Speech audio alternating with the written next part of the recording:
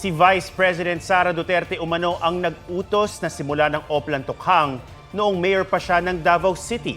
Isa lang yan sa mga inilahad ng nagpakilalang dating miyembro ng Davao Death Squad na si Arturo Las Cañas na humarap sa pre-trial investigation ng International Criminal Court. Ayon kay Las Cañas, nilikha ni Duterte ang Oplan Tokhang ng maupong Davao City Mayor noong 2012. Kasunod ng mga kaso roon ng riding in tandem na pumapatay pero walang nag-iimbestiga. Target daw ng Oplan Tokhang ang mga gumagamit at nagbebenta ng shabu.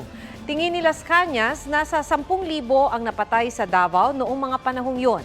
Si dating Pangulong Rodrigo Duterte naman, may mga hawak umanong shabu laboratory sa Davao Region, ayon kay Las Cañas.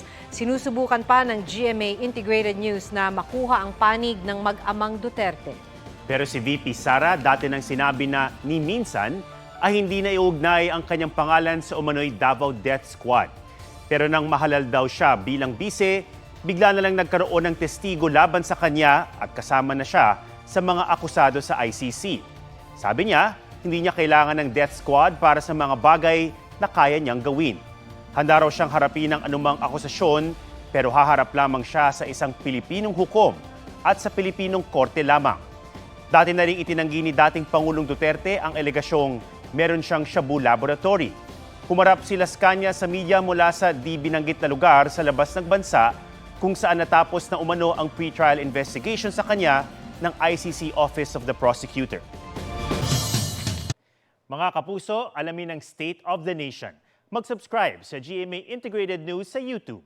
Sa ating mga kapuso abroad, samahan niyo kami sa GMA Pinoy TV at sa www.gmanews.tv.